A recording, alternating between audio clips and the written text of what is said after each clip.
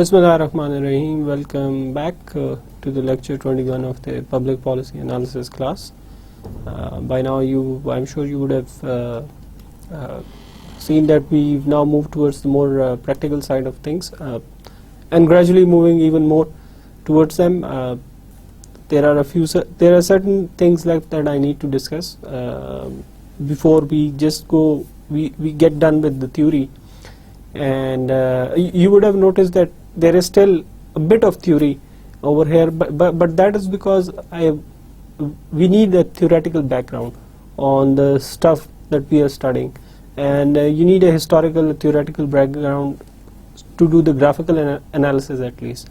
Then with that, when you're doing the calculations and like we did in the present value and IRR stuff, you cannot do it. You probably can do it, but then that intuition would be lost to you. Why we calculate an IRR, what's the need for it, and why we calculate a present value, and what is the need for it, these sort of things. So there is a touch of theory still in these things what we are studying, and there are a few things left like international trade, then the game theory, cost benefit analysis, that need a bit of theory or a background to get going. So this part, now we've entered that phase of these classes or this public policy analysis course. We've entered that phase that where things get a lot more practical. We are into graphical analysis, we are into calculations, and that would be pretty much the norm now from now on onwards. So once we are done with hopefully with all this theoretical stuff in most of the lectures, 2 or 3 lectures or maybe 4 lectures, the ones that are in the future, then I don't think there would be any need for the theory. Maybe I will give you a very short background related to stuff that is that we use in practical life, but it won't be like what we did previously.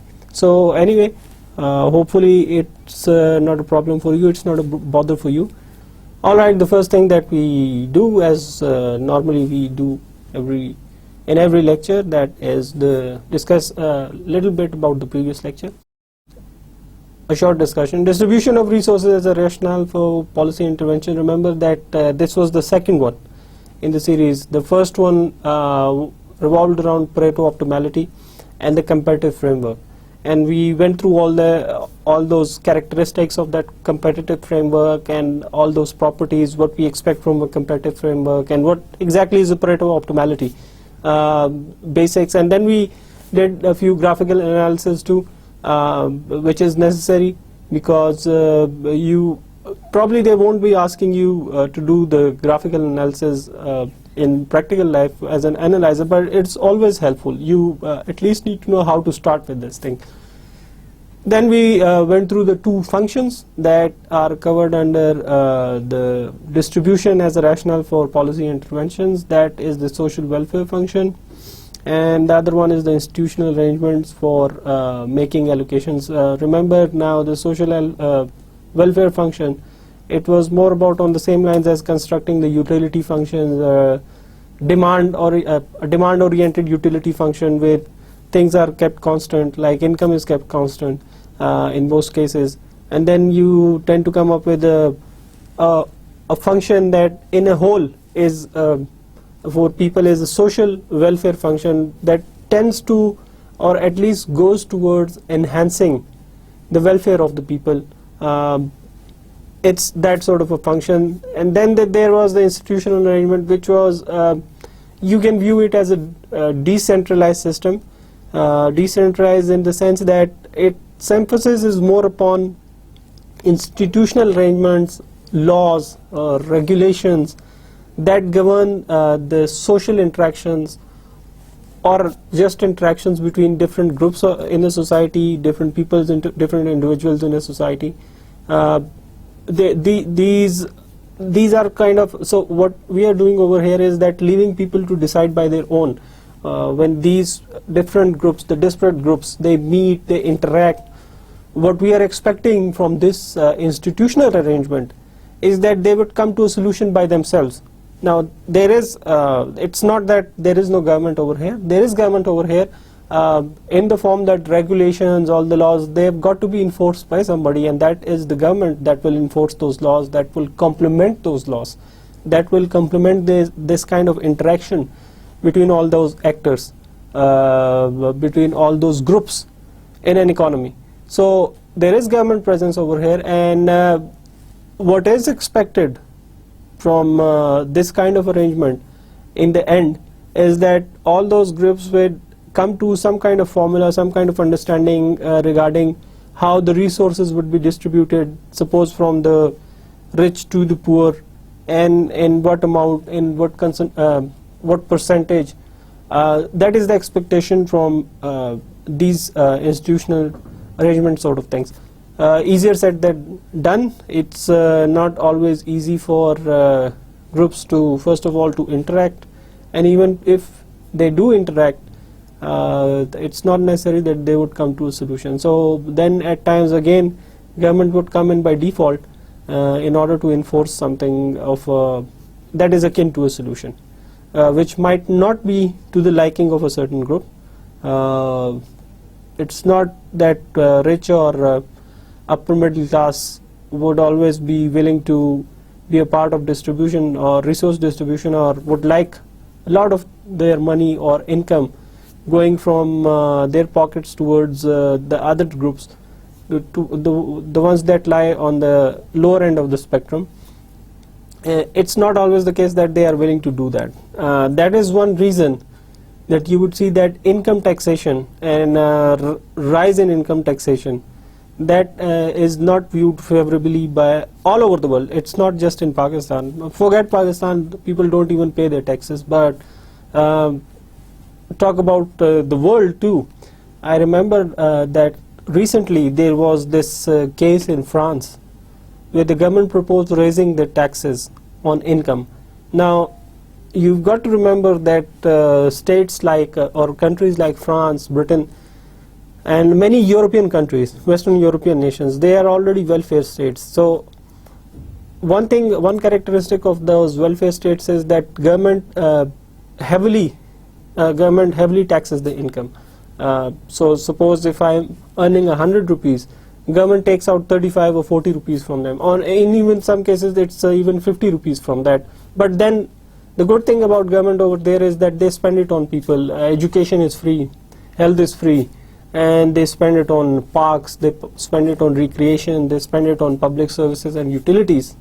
So to a certain extent there is kind of this consensus over there that fine, the government is redistributing resources, and this kind of understanding between the society, between the government, between the groups of the society, that took a lot of time, hundreds of years, to come to this understanding that fine, we are willing to pay this much from our income, but given that government would do this, government would do its part, and as I just mentioned, that government is doing its part. Education is free over there, health is free over there, you can find every type of facility over there.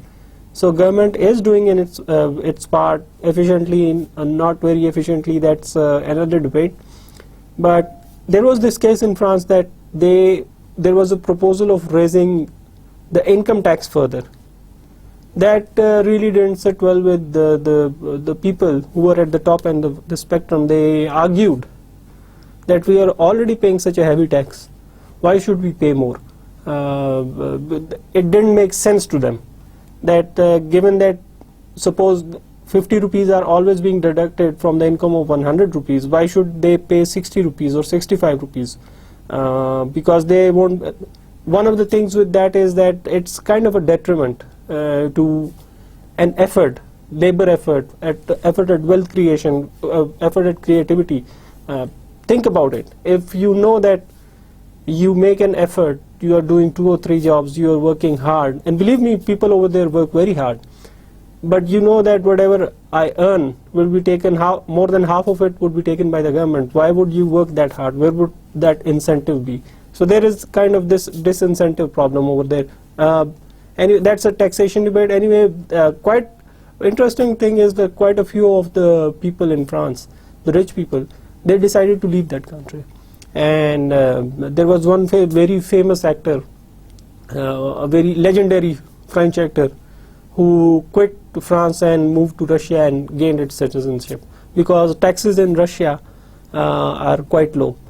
So crux of my argument is that it might not be easy for different groups to come to a conclusion. If they have come to an agreement, to a conclusion about the distribution of resources and the government's role in it, it has happened over time, and it has taken many, many years. So if you find that groups over here, different groups, and I mean groups by income, they are not coming to a conclusion, they are not coming to an agreement, you shouldn't be surprised, because this has happened before too. It was not easy. If they have arrived at some kind of understanding, that is because it took a lot of time, a lot of debate, a lot of interaction. And in cases where there was no agreement between the parties, what happened was that the government had to step in and force its verdict. So government came in by default. So this distribution of resources, this is another rationale for public policy. We already did another one. As I said that I will, with these notes, I will be attaching reading too of the rationale for government policy. One of them is written by a Nobel Prize winning economist, and the other one is a bit old, that is from the public policy book written by, I don't remember the whole name of the author, but I remember it's Weimar, I believe. I read through it, but the reason that in fact is the book that is taught in most public policy analysis classes, at least in Pakistan. That is what I know of.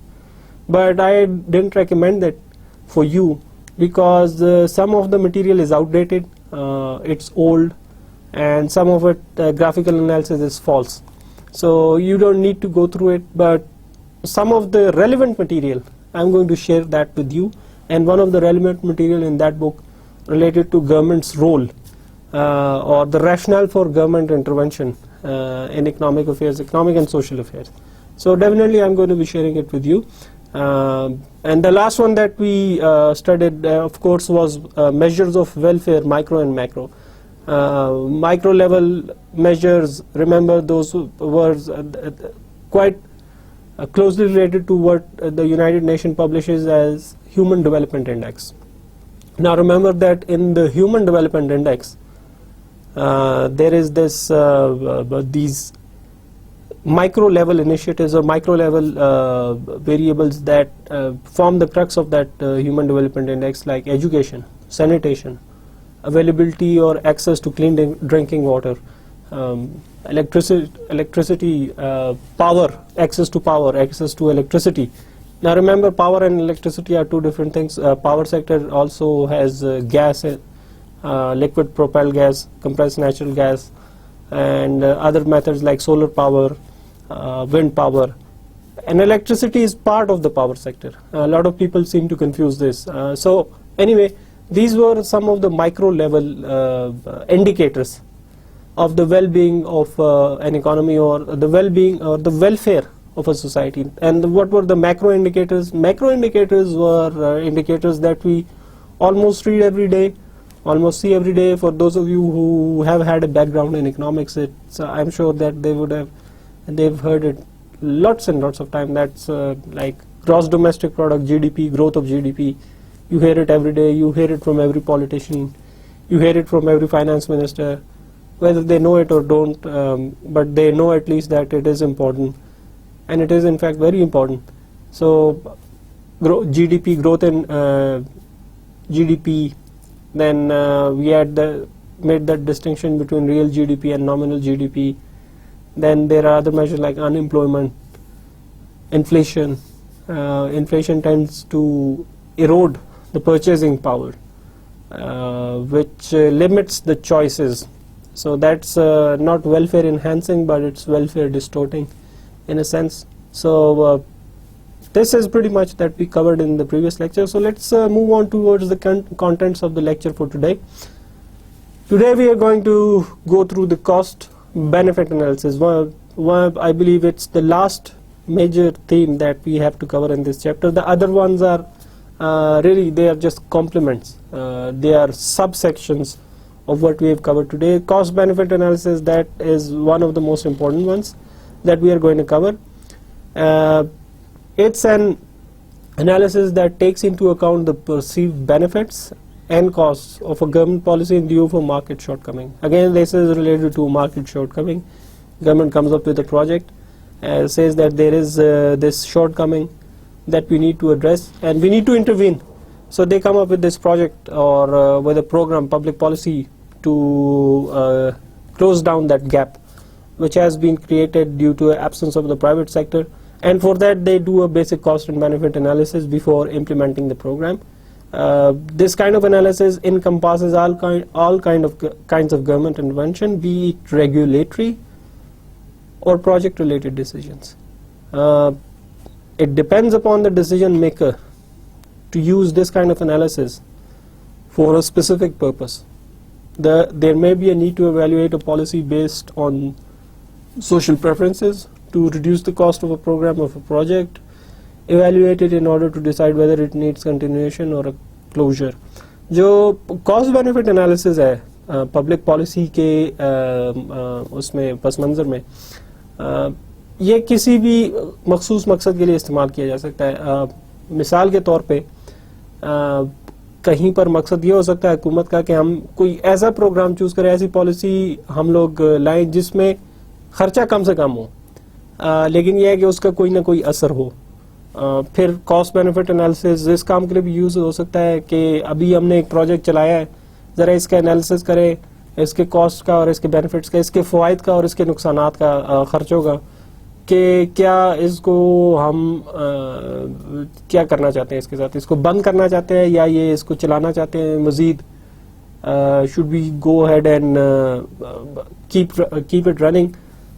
تو یہ کوئی ایک specific cost benefit analysis جو ہے وہ کسی ایک حکومت کا کوئی ایک جو مخصوص ایریا ہوتا ہے جہاں پہ وہ کام کر رہی ہے, مثلا ہیلتھ ہوگی, تعلیم ہوگی, صحت, انفراسٹرکچر ہو گیا, پھر یہ ٹرانسپورٹ ہوگی, اس تک مخصوص نہیں ہے کہ جی یہ ایک ہی کاسٹ بینیفٹ انالیسس ایک ہی ایریا میں امپلیمنٹ ہو سکتا ہے. کاسٹ بینیفٹ انالیسس ہر ایریا میں امپلیمنٹ ہو سکتا ہے جس پہ گورنمنٹ کام کر رہی ہوتی ہے. ڈپینڈ یہ کرتا ہے, دیکھنا آپ کو یہ پڑتا ہے کہ پس منظر کیا ہے اور کس مقصد کے لیے ہم استعمال کرنا چاہتے ہیں. یہ سب سے پہلے اس کا یہ چیز ڈیسائیڈ کرنا ضروری ہے. The policy maker's decision in terms of government intervention is guided by the arriving at a benefit figure like net benefit. The benefit and cost figures are usually arrived at by discounting benefits and costs. ہم یہ already کر چکے ہیں. اگر آپ کو یاد ہو internal rate of return میں, پریزنٹ ویلیو کیلکولیشن میں, تو یہ ساری چیزیں ہم آلریڈی پڑھ چکے ہیں. اس کو ابھی ہم دیکھیں گے کاسٹ بینیفٹ انالیسس میں بھی اپلائی ہوتا ہے. صرف ایک دو چیزیں اس میں ڈفرینٹ ہوتی ہیں, وہ ابھی اس کو ہم اسٹڈی کریں گے کہ کیا چیز اس میں ڈفرینٹ ہے.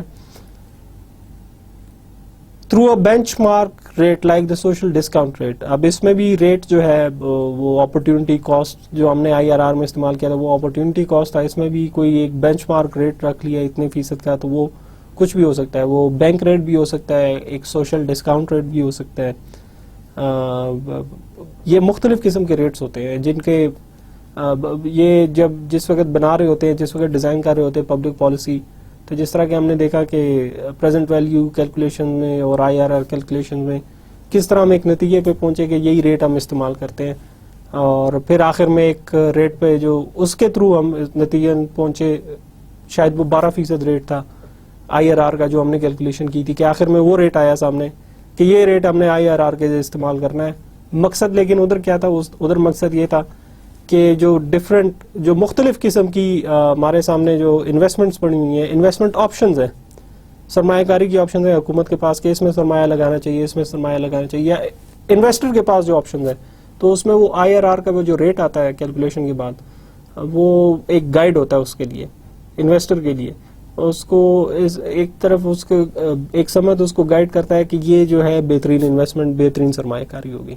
یہاں پہ یہ جو ڈسکاؤنٹ ریٹس استعمال ہو رہے ہیں حکومت کی پالیسی میں، کاسٹ بینیفٹ انالیسس میں، ان کا بھی تقریباً یہی مقصد ہوتا ہے کہ جو مختلف گورنمنٹ کے سامنے جو پروجیکٹس ہوتے ہیں کہ کیا ہم یہ کریں، کیا ہم وہ کریں، کیا گلی بنائیں، کیا پانی کی لائنیں بچھائیں، کیا گیس پائپ لائن بچھائیں، کیا سڑک بنائیں. مطلب یہ مثال ہوگی کہ ایک پورٹ فولیو ہوگا پروجیکٹس کا. تو ان کے درمیان ڈیسیجن کرنا ہے کہ ان میں سے کون سا امپلیمنٹ کرنا ہے. اس کے لیے کاسٹ بینیفٹ انالیسس کیا جا سکتا ہے. اس میں ڈفرینٹ ریٹس یوز ہوتے ہیں، وہ موقع کی مناسبت سے اس میں ریٹ کا انتخاب کیا جاتا ہے. Analysts try their best to figure in variables like uncertainty, inflation and risk. اچھا اب اس میں کاسٹ بینیفٹ انالیسس میں جیسا کہ ہم دیکھیں گے، in fact we'll go through it, جو مختلف قسم کے ویریبلز ہیں جن کو نارملی فگر ان نہیں کیا جاتا، جو سمپل کیلکولیشن ہوتی ہے.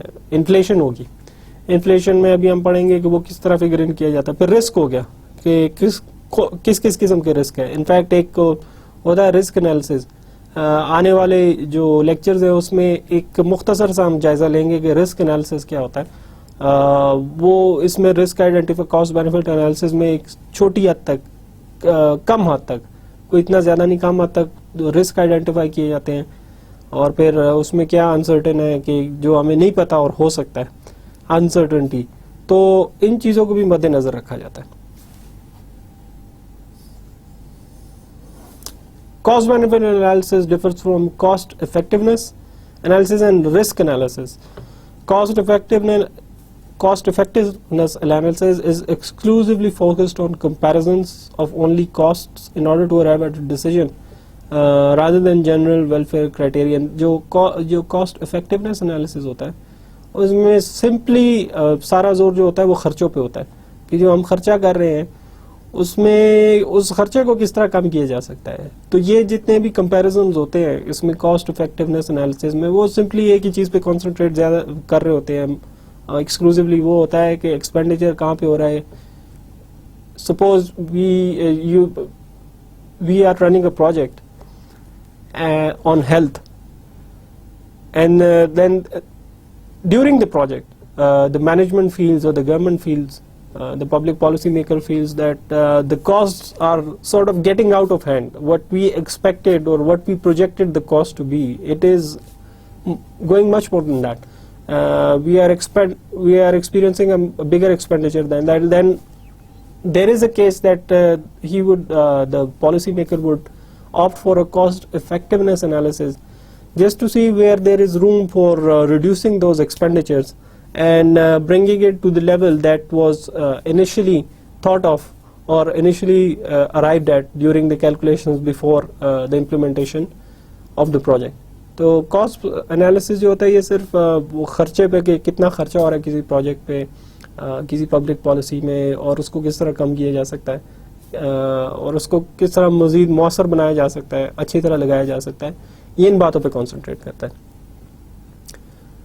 The risk analysis similarly is exclusively centered on risks in terms of the cost posed to the society by these kind of risks. Is exclusively centered on risk in terms of cost posed to society. اب یہ جو risk ہوتے ہیں یہ بھی ایک the risk also are, if you can't factor in properly, and believe me, all risks are normally not factored in properly. Most of the time what we'll see is that some of the things get left out. So it is important to factor in those risks because these risks are also a sort of cost. Sometimes they can be monetized, meaning that you can tell that this risk or this cost is equal to 20,000 rupees, 30,000 rupees, but some of the times you can't quantify it. Remember the intangible things that we discussed. You can't quantify it, but it is a cost to the society. Suppose loss of habitat, loss of the culture. You cannot quantify it. You cannot put rupee amount on that. So risk analysis, it tends to identify those risks that have the capacity to become substantial cost in hindering the implementation of a public policy or a public project. The methods of choice amongst these three rest upon the preferences of the decision maker and the nature of the program. For instance, then, if the nature of the project revolves around a community's exposure to risk like floods and droughts and government's efforts at tackling them, the risk analysis would perhaps be a better tool. اب ان چیزوں میں cost benefit analysis ہو گیا, risk analysis ہو گیا, cost effectiveness analysis ہو گیا. ان چیزوں میں سوال یہ ہے کہ کون سا سب سے بہترین رہے گا. یہ بھی دیکھیں ایک ڈیسیجن ہو گیا کہ وہاں پہ ہم لوگ تو پورٹ فولیو ہے ایک پورے پروجیکٹس کا پڑا ہوا ہے کہ ان میں سے کون سا پروجیکٹ سب سے اچھا رہے گا. تو اس میں یہ جو طریقہ کار ہے ان کو اینالائز کرنے کے, ان کے درمیان میں بھی ہمارے پاس چوائس ہے کہ ان تینوں میں سے کون سا اینالائز کر سکتے ہیں اور کون سا استعمال کریں. Mind you there are certain places and at certain times all these have been used to arrive at a number and see if there appears to be a huge difference between these. In some projects all of these calculations are carried out as part of the project, but normally what happens is that we tend to concentrate on just one of them, like a cost benefit analysis, but depends upon the context. What do you want, what are you trying to address as a government official, as a policy designer? What kind of problem are you trying to address? کون سا مسئلہ ہے جس کو آپ address کرنے کی کوشش کریں, اس لحاظ سے, اس پس منظر کے لحاظ سے پھر یہ ایک دیکھیں گے, اس میں سے ایک ٹول سلیکٹ کریں گے کہ یہ میرے خیال میں رسک انالیسس جو ہے وہ سب سے بہتر رہے گا. اس میں مثال میں نے آپ کو دی یہاں پہ کہ فلڈز اور ڈراؤٹس کی, جو سیلاب وغیرہ آتے ہیں یا پھر خشک سالی, قحط سالی آتی ہے. ترمیں اس سال جو ہے آپ نے آئی ایم شیور کہ آپ کو پتا ہوگا کہ تر میں قحط سالی کا مسئلہ پیدا ہوا تھا. تو اس پس منظر میں کیونکہ یہ رسکس پوز کرتے ہیں اور سبسٹینشیل رسک پوز کرتے ہیں, اس پس منظر میں as a public policy analyst میں بھی آپ لوگوں کی جو چوائس ہوگی وہ رسک انالیسس ہوگی بجائے کاسٹ بینیفٹ انالیسس کے, کیونکہ آپ اس رسک کو اسٹڈی کرنا چاہتے ہیں کہ یہ سیلاب آئے یا قحط سالی آئی تو اس کی وجہ سے نقصان کتنا ہوا اور کس طرح اس کو میٹیگیٹ کیا جا سکتا ہے آئندہ کے لیے, اس کو کتنا کم کیا جا سکتا ہے. بہت سے کیسز میں آپ جب once you get into public policy, جب اس میں جائیں گے آپ یہ دیکھیں گے پبلک پالیسی میں جب جا کے دیکھیں گے کہ بہت سے کیسز ایسے بھی ہوتے ہیں جہاں پہ پیسے کا مسئلہ نہیں ہوتا. اصل سوال یہ نہیں ہوتا کہ پیسہ ہے کہ نہیں ہے, پیسہ ہوتا ہے, خرچہ بھی ہوتا ہے, مطلب حکومت کے پاس اتنی استعداد ہوتی ہے کہ وہ اس کو خرچ کر سکے, فنڈ کو خرچ کرے, سوری ناٹ استعداد کی بات نہیں, خرچ کرے, اس کے بعد وہ خرچہ ہوتا ہے, اس کے پاس وہ وسائل ہوتے ہیں جس سے تھرو وہ ایک پروجیکٹ امپلیمنٹ کر سکتی ہے. لیکن اس لیے وہ جو اس کے بینیفٹس اور کاسٹ ہے وہ حکومت کے نزدیک اتنے امپورٹنٹ نہیں ہوتے جتنا کہ یہ کہ اگر کوئی مسئلہ کھڑا ہوا ہے, اگر کوئی رسک ہے مثلا سیلاب کا, زلزلے کا یا پھر قحط سالی کا, تو اس کے لیے آئندہ کے لیے کیا بہترین اقدامات کیے جا سکتے ہیں. تو اس صورت میں آپ دیکھیں گے آپ یو وڈ ریئلائز کہ وہ کاسٹ بینیفٹ انالیسس جو ہے اس سے زیادہ بہتر رسک انالیسس ہوگا, کیونکہ حکومت کی پرائیورٹی, حکومت کا زور اس چیز پہ ہے کہ فی الحال میں خرچے کا اور آمدن کی بات نہیں کر رہے. حکومت کا زور اس بات پہ ہوگا کہ یہ بتایا جائے کہ آئندہ کے لیے اس صورتحال میں ہم لوگ کیا کر سکتے ہیں تاکہ اتنا نقصان نہ ہو. تو اس کیس میں جو ہے رسک انالیسس ایک پالیسی میکر جو ہے وہ چوز کرے گا کہ جی یہ سب سے اپروپریٹ ہے ان تینوں میتھڈالوجیز میں. So the crux of my argument in short is that you have to look at the context, کیا کرنا چاہتے ہیں, and then decide which method to go about. Now the theoretical foundation of cost benefit analysis have a long history. یہ آپ تھوڑی سی historical آپ کو exposition have a long history. The beginnings are traced to the famous French economist J.B. Say, who commented that public works are as the power or capacity of an article to satisfy our wants or gratify our desires. اچھا, یہ J B سے ایک French economist تھا, اقتصادی ماہر تھا, جس سے اس زمانے میں کوئی اس طرح کسی کو کیٹیگرائز نہیں کیا جاتا تھا اقتصادی ماہر کے طور پہ. یہ 1800 کی بات ہے, لیکن ایک اس نے اس بارے میں تحریر کی تھی کہ جو پبلک ورکس ہوتے ہیں یا حکومت کی طرف سے جو کام ہوتا ہے, جو عوامی سطح کا کام ہوتا ہے, they have the power or the capacity of an article to satisfy our wants or gratify our desires, کہ جو ہماری ڈیمانڈز ہیں جو ہم چاہتے ہیں کہ کام ہو وہ سیٹسفائی کرنے کا حکومت کے پاس وہ وسائل ہوتے ہیں. وہ پبلک ورکس کے تھرو اس کو سیٹسفائی کر سکتی ہے, پبلک ورکس کے تھرو اس کو ایڈریس کر سکتی ہے. جے بی سی نے یہ کہا, یہ شروعات تھی, آپ شروعات کہہ سکتے ہیں, پہلے بھی تھی, یہ نہیں کہ کسی نے گورنمنٹ کے رول کے بارے میں کچھ نہیں کہا, لیکن جے بی سی جو ہے اور یہ فرینچ ایک ٹریڈیشن ہے کہ وہاں سے شروع ہوئی, پھر آئی فرینچ انجینئرز پہ, انہوں نے اس چیز کو کیسے بڑھایا. پڑھتے ہیں It was later expanded as a concept and application by Jean Dupont, a French engineer. He was also of the view that public works have the power to satisfy public's wants or utility. Therefore, there was purpose to public works. اس کے بعد یہ French army کا جو engineering corps تھا اور French engineers جو تھے, they took it up. جو جے بی سی نے کہا انہوں نے اس چیز کو اپنایا اور انہوں نے کہا کہ واقعی جو پبلک ورکس ہے وہ جو ہے ان کا کوئی نہ کوئی فائدہ ہے عوام کو, اس سے عوام کو فائدہ پہنچتا ہے. Dupont gave the example of a town which produces a certain amount of a certain stone that is used in a lot of applications, but there was no proper road to carry it, therefore it was expensive to ship it out of town. اب Dupont نے جو اپنی writings ہے, جو اپنی کتاب ہے, اس میں ایک مثال دی کہ کسی ایک شہر میں, کسی ایک چھوٹے سے شہر میں, ایک گاؤں میں آپ کہہ لیں کہ ایک ریسورس ہے, ایک اچھا پتھر جو ہوتا ہے جو کنسٹرکشن میں استعمال ہو رہا تھا, وہ پتہ چلتا ہے کہ وہ ادھر گاؤں کے قریب ہے یا گاؤں کے آس پاس ہے, لیکن ادھر کوئی روڈ نہیں ہے, جس کی وجہ سے بہت زیادہ مسئلہ ہوتا ہے. اگر پتھر یا کنسٹرکشن کوئی مٹیریل ہوتا ہے اس پتھر کا, وہ اگر 2 دن میں پہنچنا ہوتا ہے تو اس کو 10 دن لگ جاتے ہیں. تو اور دوسرا یہ ہے کہ اس کی وجہ سے خرچہ بھی بڑھ جاتا ہے, اتنا لانگ ڈسٹینس کی وجہ سے کوئی پراپر روڈ نہیں ہے, تو ٹوٹی بوٹی سڑکوں پہ آنا, اور پھر یہ ہے کہ اس کے ساتھ کوئی انتظام ہی نہ ہونا ٹرانسپورٹ کا, تو یہ پورا ایک مسئلہ ہے, اس کی وجہ سے اخراجات بڑھ جاتے ہیں. تو اس نے جین ڈوپونٹ نے یہ کہا کہ so if the government steps in and builds a proper road اور canal network it will result in many benefits including those that the government did not realise. اب اس نے بھی یہی کہا جو ہم کہتے ہیں کہ اس کے ریزلٹس جو ہم نے پڑھا ہے, جو ہم نے ڈسکس کیا, کہ ریزلٹس جو ہوتے ہیں وہ ٹینجیبل اور انٹینجیبل ہوتے ہیں, کچھ واضح ہوتے ہیں, کچھ نہیں واضح نہیں ہوتے, جن کو گورنمنٹ نے نہیں سوچا ہوتا کہ اس کا یہ نتیجہ کار بھی ہو سکتا ہے, اس کا آخر میں ایک ریزلٹ یہ بھی نکل سکتا ہے, تو وہ بھی ہو سکتے ہیں, اچھے بھی ہوتے ہیں برے بھی ہوتے ہیں. ڈپوائٹ نے کہا کہ اس کے زیادہ نتائج جو ہوں گے وہ اچھے ہی ہوں گے. اس نے کہا کہ اگر حکومت ایک روڈ بناتی ہے اس ایریا میں جہاں پہ پہلے روڈ تھی نہیں, تو ایک تو یہ ہے کہ اگر 10 دنوں میں وہاں سے وہ کرشنگ مٹیریل جو ہے 10 دن لگتے ہیں اس کو پہنچنے میں, شہر پہنچنے میں, تو وہ بجائے 10 دن کے 2 دن میں پہنچ جائے گا. تو دیکھیں کہ ٹائم کتنا سیو ہو رہا ہے, یہاں پہ آپ کو 8-7 دن اگر سیو ہو رہے ہیں, that is a lot of time, وہاں پہ آپ کو وقت کی بچت ہوگی.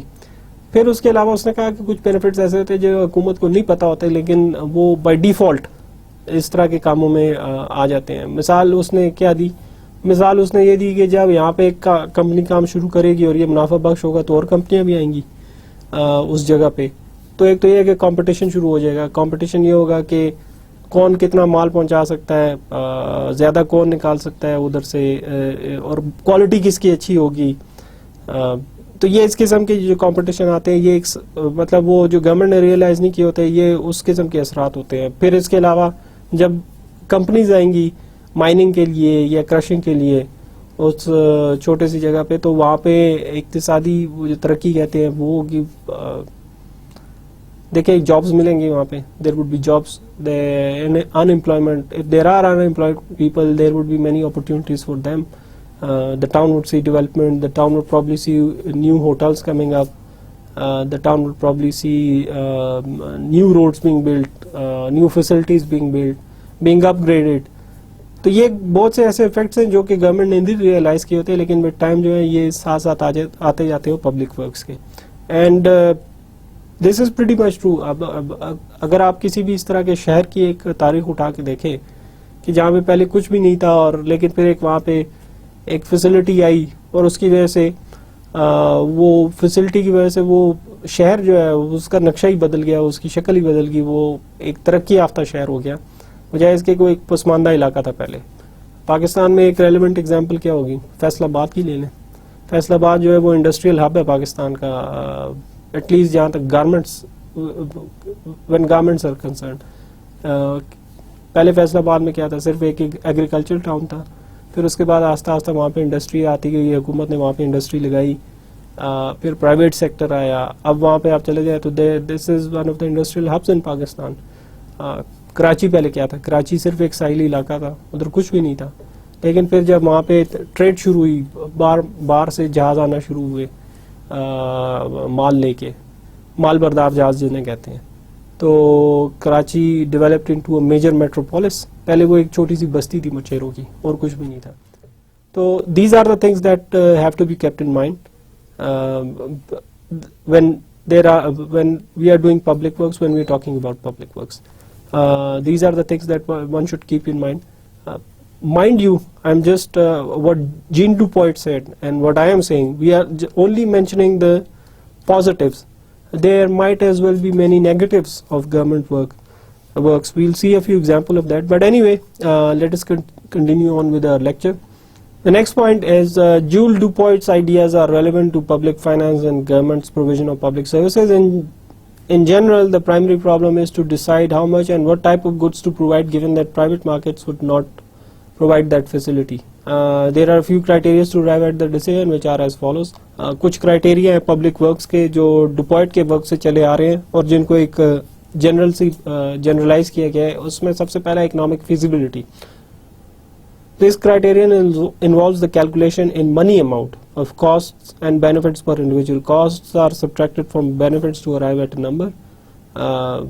You remember جو ہم نے جب IRR وغیرہ کی کیلکولیشنز کر رہے تھے, اس کی تھیوری میں ہم نے ایک چیز پڑھی تھی, وہ بینیفٹ کاسٹ ریشو والی اور نیٹ ورتھ والی. ہم نے جو دو چیزیں پڑھی تھی وہ اسی سے ریلیٹ کرتی ہے کہ بینیفٹس اور کاسٹ, اور بینیفٹ سے کاسٹ کو نکالے تو کیا رہ جاتا ہے. یہ اس طرح کی چیز ہے.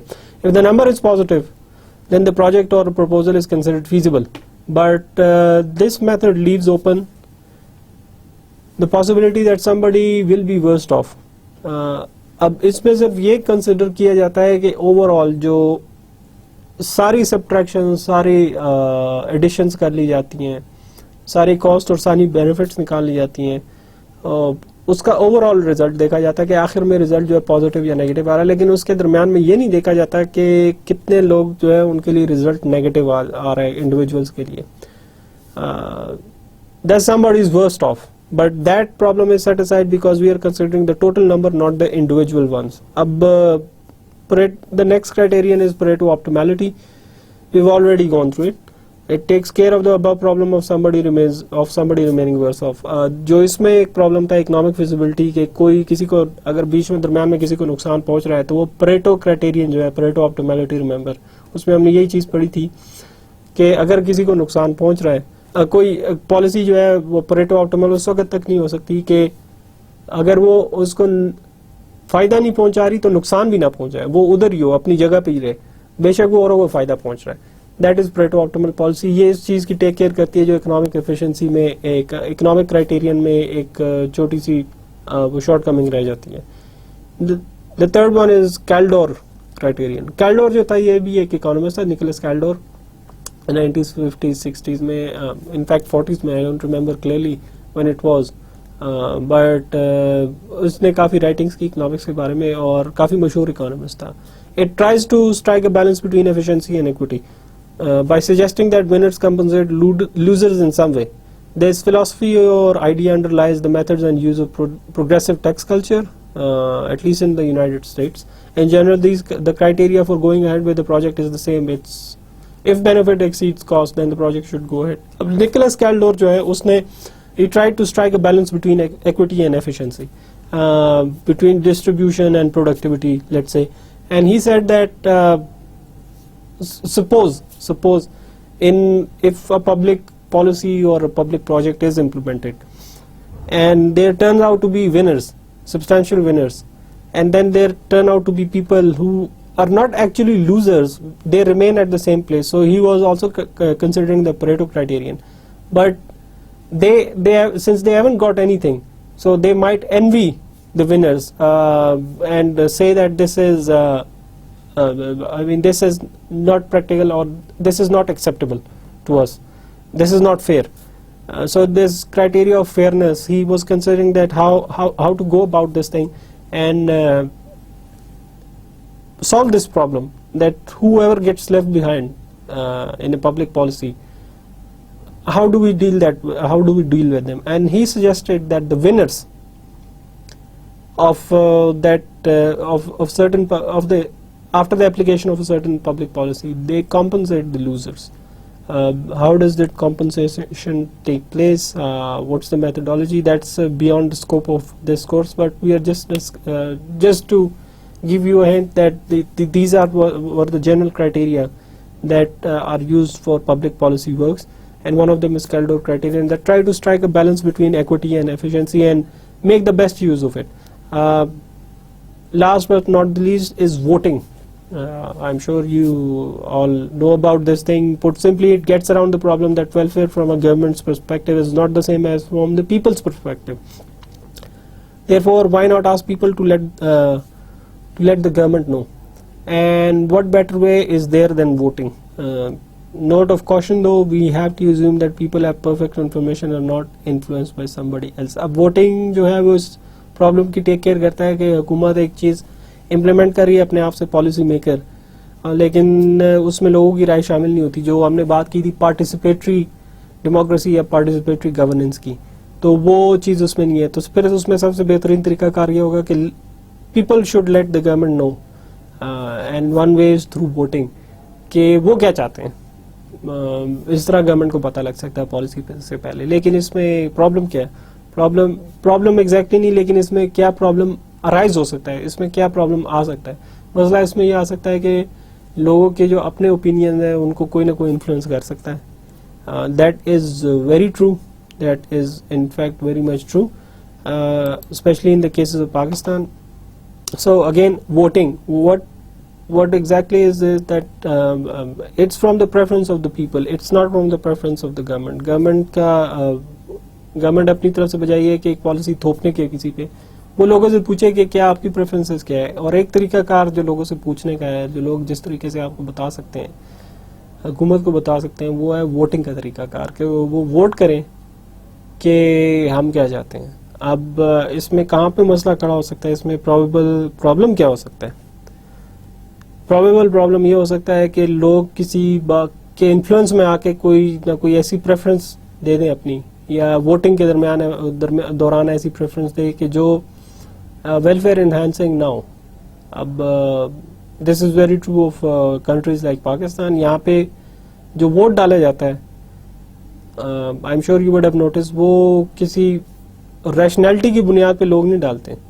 ज़्यादातर जो वोटिंग होगी, और ये इस चीज़ को बहुत ज़्यादा डॉक्यूमेंट किया जा चुका है, इस पे इंतहा दर्जे का एक लिटरेचर मौजूद है, किसी ने पढ़ना हो it's available on the net easily, कि ज़्यादातर जो लोगों की प्रेफरेंसेस है जो वोटर्स की पाकिस्तान में, वो इन्फ्लुएंस होती है ज़ात पात और उससे अपनी बरादरी से रिलेटेड, कि बरादरी का एक बड़ा आके जो है वो उनको कहेगा कि हमने इसको वोट डालना है, क्योंकि उसका अपना उसमें कोई मकसद होगा.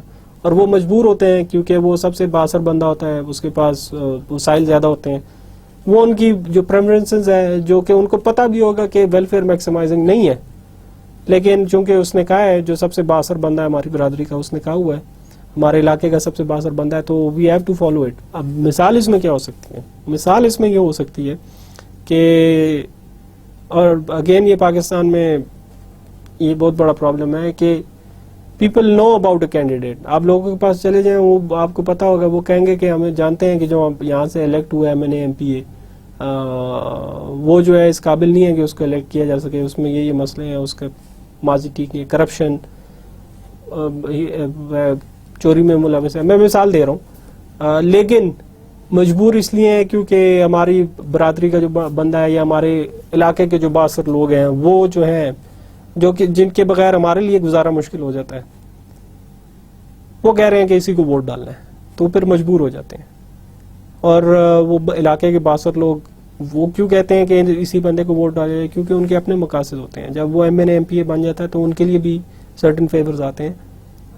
तो देखें इसमें अब ये एक वोटिंग में एक प्रॉब्लम आ गई. Now how do you get around this problem? Again the government has to step in. Laws and regulations, if there were good laws against corruption, then that kind of MNA MPA wouldn't have been elected as an MNA or MPA in the first place. He would have been out of the system. and you probably would have had good people coming in. So this is the idea of behind voting and people preferences. The calculation and cost benefit analysis, I have abbreviating it to CBA. The calculations and cost benefit analysis involve two levels. One is the micro level and the other is the macro level. The micro level calculations involve finding the ratio of benefits and costs. In money terms, if the ratio comes up more than 1, then the project is good to go ahead. ابھی میں نے بات کی کہ جب ہم لوگوں نے IRR اور پریزنٹ ویلیو کی کیلکولیشنس کی تھی, اس میں ہم نے ایک بات کی تھی کاسٹ بینیفٹ ریشو کی, بینیفٹ ٹو کاسٹ ریشو کی, کہ ہم نے we have to come up in money terms, meaning that you have to put a number in against it, 20,000, 30,000, 1,000. You have to put a number against it to come up with a ratio. If the ratio is greater than 1, then the project is supposed to be good enough to go ahead. The macro level analysis involves estimation of opportunity cost, the cost of the next best alternative, remember that, in terms of other proposed projects. In other words, is the proposed project okay, or are there alternatives that we are ignoring? اچھا, macro level اب جو analysis آ گیا, اس میں ہم صرف ایک figure پہ concentrate نہیں کرتے کہ ہمیں منی ٹرمز میں یا پیسے کی اس میں ہمیں فگر دیا جائے کہ اس کا ہمیں جو فوائد ہوں گے وہ 20,000 30,000 کے ہوں گے, نقصانات ہوں گے اس طرح 20,000 30,000, نہیں, وہ مائکرو لیول کا ہے. وہ جو بینیفٹ ریشو ایک نکال رہے ہیں ہم, benefit to cost ratio. Macro level میں ہم اپرچونٹی کاسٹ کی بات کرتے ہیں کہ 5 پروجیکٹ ہے, اس میں سے ہم نے یہ سلیکٹ کیا, کہیں ہم غلطی تو نہیں کر رہے, کہیں ایسا تو نہیں ہے کہ اس میں کوئی اور ایک ایسا پروجیکٹ ہے جو کہ اس والے سے بہتر ہے, تیسرا ہو گیا, چوتھا ہو گیا, کیا ہم نے صحیح پروجیکٹ سلیکٹ کیا. یہ اس قسم کا انالیسس ہوتا ہے. اس میں اپرچونٹی کاسٹ یعنی cost of next best alternative اس کو ڈسکس کیا جاتا ہے, اس کو مد نظر رکھا جاتا ہے. For a person who is analysing the proposed project, it is imperative that he needs to figure in those factors that are not so visible in the calculations. These relate to estimations, forecasting, costing. All of these are not so easy to estimate and put in calculations since the world around us is very complex. Yes, it is a very complex world. However, what is required is a determined and careful effort on part of the investigator to try his best to include these calculations. کوئی یہ نہیں کہتا جو analyser ہوتا ہے کہ بالکل pin point calculations کرو. اگر ایسا ہوتا تو کوئی مسئلہ ہی نہ ہوتا, سارے مسئلے ختم ہو گئے ہوتے. ایسا ہوتا نہیں ہے. This should include a historical analysis of the data that may point towards certain trends. Again, bit of history, why it is important that you can figure out a few trends. کہ اس سے پہلے جی ہم نے یہ project implement کرنے کی کوشش کی تھی, اس طرح کا کوئی پروجیکٹ ہم نے امپلیمنٹ کرنے کی جب کوشش کی تھی اس میں یہ ہوا تھا, اور اس میں سے ایک ٹرینڈ ہمیں یہ نظر آتا ہے کہ یہ ایک طریقہ کار ہے جو چلتا آ رہا ہے. This is important. Now why is it complex, why is it difficult to estimate. آپ کو ایک سمپل سی مثال دیتا ہوں. 2010 میں جب پاکستان کی تاریخ کے سب سے بڑے سیلاب آیا تھا اور بڑی تباہی مچائی تھی, تو اس سے پہلے محکمہ موسمیات نے, مجھے اچھی طرح یاد ہے کہ پیشن کو یہ کی تھی کہ اس سال جو ہے مانسون وغیرہ کی بارشیں وہ توقع سے کم ہوں گی, جتنی ہوتی ہیں اس سے کم ہوں گی. لیکن پھر اتنی برسیں کہ محکمہ موسمیات کی فورکاسٹ رہ گئیں اور اتنی تباہی ہوئی کہ وہ اچھا خاصا خرچہ کرنا پڑ گیا. So as I said it's a complex world. کچھ چیزیں ایسی ہوتی ہیں جو ڈٹرمن نہیں کی جا سکتی, پتہ نہیں لگتی. کوشش کی جاتی ہے اس کو پریڈکٹ کرنے کی, لیکن ایسا ہمیشہ ہوتا نہیں ہے. کبھی کبھار صحیح بھی ہوتی ہیں لیکن اکثر اوقات جو ہیں وہ غلط بھی ہو جاتی ہیں. ریسنٹ ایگزامپل لے لے, اگین محکمہ موسمیات, انہوں نے یہ پریڈکشن کی تھی کہ اس مہینے کے شروع میں, یعنی جس مہینے میں یہ لیکچر ریکارڈ ہو رہا ہے, اس مہینے کے شروع میں جو ہے پہلے 2 ہفتوں میں شدید بارشوں کی توقع ہے, اور پہلے 2 ہفتوں میں بارش ہوئی نہیں ہے. So there it is, the world is but complex and it's not easy to predict what is going to happen. In terms of cost-benefit analysis, either the criterion of cost-benefit ratio or IRR can be applied separately in order to gauge the efficacy of a project. The cost-benefit ratio is considered more appropriate for micro-level or small-scale projects, whereas the IRR is considered more suitable for large-scale projects where there is competition between various project designs and proposal. اب اس میں بھی micro level کی distinction آ گئی کہ cost benefit analysis میں آپ یہ دونوں میتھڈالوجیز یوز کر سکتے ہیں. کاسٹ بینیفٹ ریشو نکال سکتے ہیں یا انٹرنل ریٹ آف ریٹرن نکال سکتے ہیں. جہاں پہ چھوٹے لیول کے پروجیکٹس کی بات آ گئی, گلے محلے لیول کی بات آ گئی, تو ادھر یہ انٹرنل ریٹ آف ریٹرن نکالنا وہ اتنا کوئی اس کے کوئی فائدہ نہیں ہے, اس کی کوئی اتنی اپلیکیشن نہیں ہے. وہاں پہ سمپل ایک کاسٹ بینیفٹ ریشو نکال لی جاتی ہے کہ خرچہ اتنا ہے اور خرچے کا تخمینہ اتنا ہے اور اس سے آمدن کا تخمینہ اتنا ہے, اس طرح کی چیز نکال لی جاتی ہے. اور پھر اگر ریشو دیکھی جاتی ہے کہ ایک سے زیادہ آ رہی ہے تو project is suppose to go ahead, it's good to go ahead. But when we are talking about macro level or national level projects, provincial level projects, those are big projects, those are not small scale projects, and over there then you have to use internal rate of return.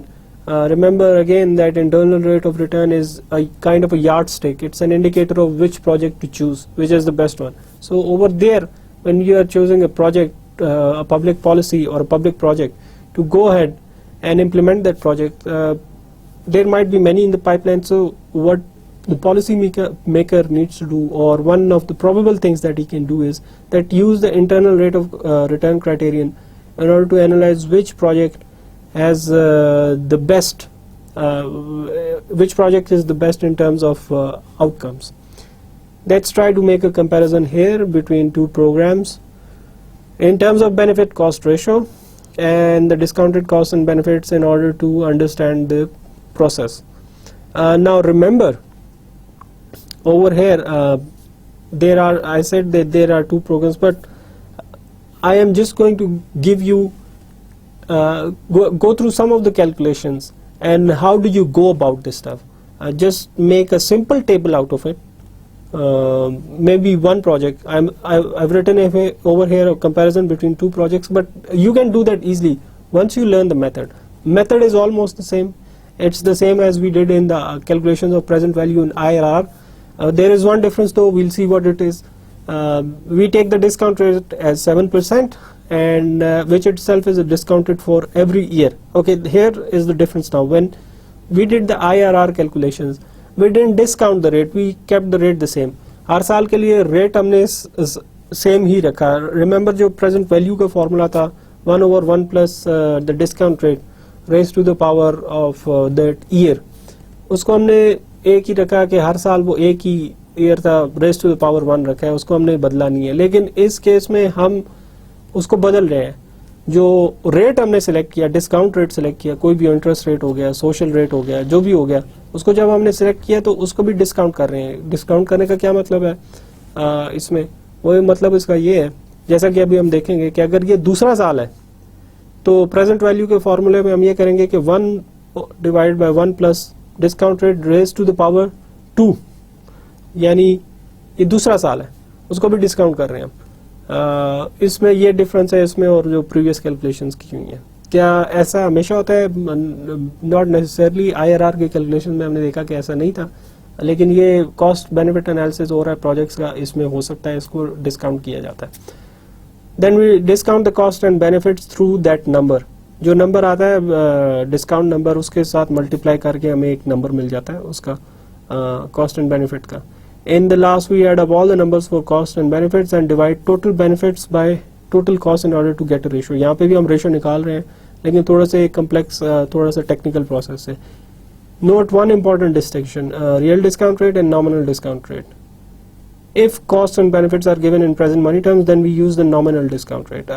If they are given in inflation adjusted term, then the discount rate should also be inflation adjusted. That would be the real discount rate. اگر cost اور benefits جو ہیں وہ ان کو ہم adjust کرتے ہیں inflation سے یا افراط زر سے. ایڈجسٹ کرنے کا طریقہ یہ ہے کہ اگر افراط زر جو ہے 10% inflation, if inflation is 10%, then and the cost is 50,000, then the real cost, this 50,000 is the nominal cost. Now the real cost, that would be adjusted for 10% or multiplied by 10%, that would be the real cost. If we do that kind of calculation, which I don't think normally we do in case of public policy or public policy implementation of projects, then we need to use a real discount rate, and discount rate is also discounted for the inflation. Just like we discounted it for the expenditures of that number of 50,000 expenditure or benefits, Similarly, we can just discount it by multiplying it with the discount rate that we have selected. So let's move ahead and see this example. This is the very simple example. As I said, these are not two projects, but this is how we go about this thing, and it will help you understand. First of all, though, let me just what a real adjusted or inflation adjusted rate is or a benefit is. Suppose we are talking about an adjusted benefit. Over here, in the first year, the benefit is 50,000. So what would we be doing over here is that, and suppose the inflation in this year is 10%. So in order to get the real benefit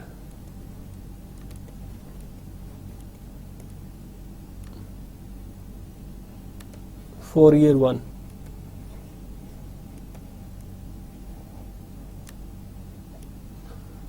this would imply, remember this is the mathematical symbol for application or implying, you would multiply the 50,000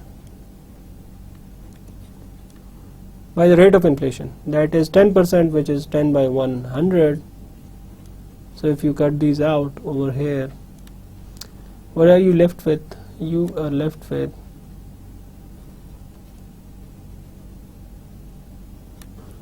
5,000, which is the real benefit if the inflation rate is 10%.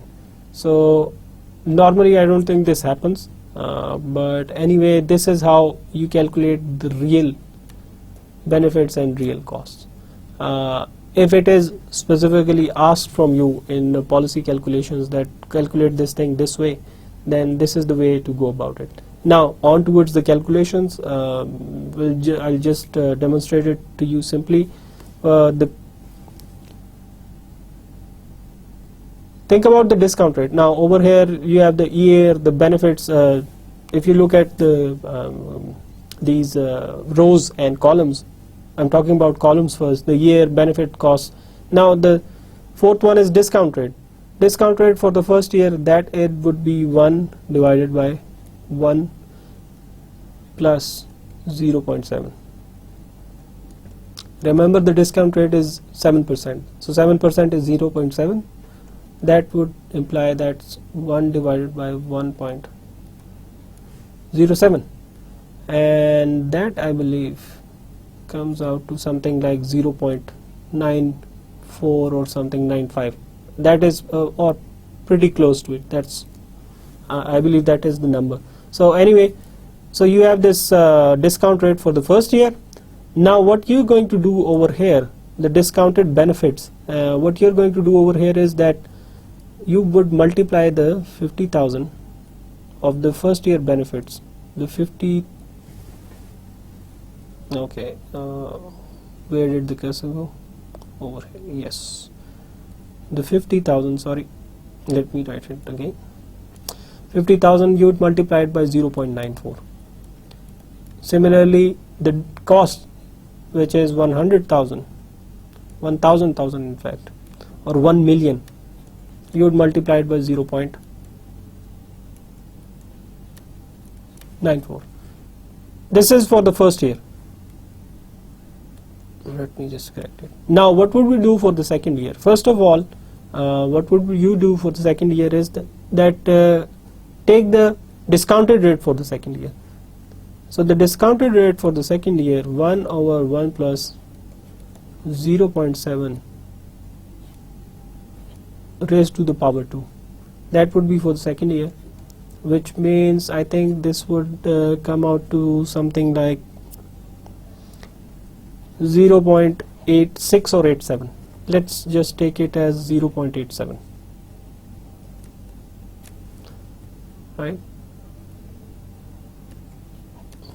So the first year discount rate that you came up with, remember this is over here, it's, I haven't put up the brackets because it's raised to the power 1, which wouldn't make a difference, but this is the way we go about it. So for the first year you had the discount rate as 0.94. For the second year you have the discount rate as 0.87. So for the second year, how are you going to calculate the discounted benefits and the discounted cost? The same way as you did in the first year. And so the second year benefits, they come out to 150,000. You multiply it by 0.87. That would give you the discounted benefits. Discounted cost, that the nominal costs are 500,000. You would multiply it by 0.87. You would get the discounted cost. Similarly, now for the third year, your discounted rate would be 1 plus 1.07, that is 1 plus 0.7, 1 over 1.07 raised to the power 3, and that I believe would come out to something like 0.81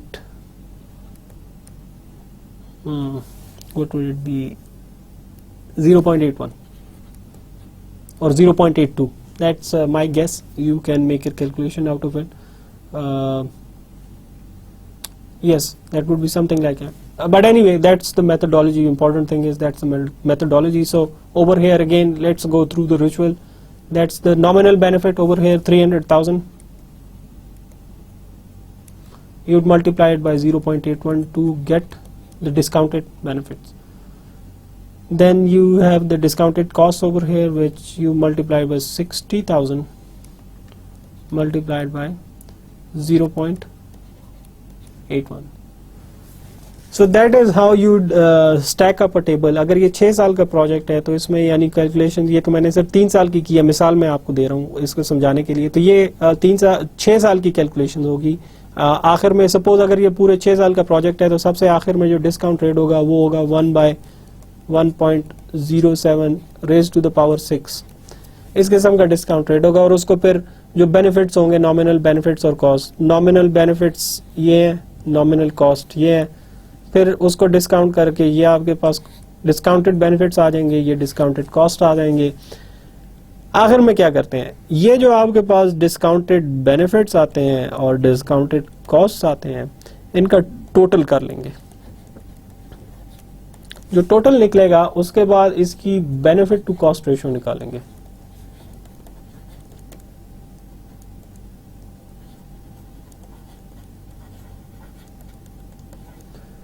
यानी जो total benefits होंगे, discounted benefits, remember total discounted benefits will be divided by total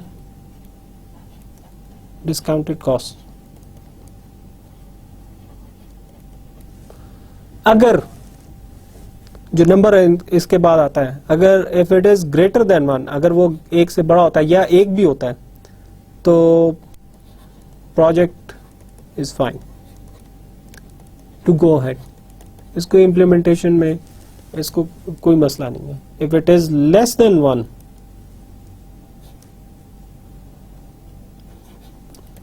don't go ahead with the project. If it is equal to 1, suppose, discretion कि क्या करना चाहता है वो policy maker पे फिर वो डिपेंड करता है. नॉर्मली ये होगा कि इट्स फाइन.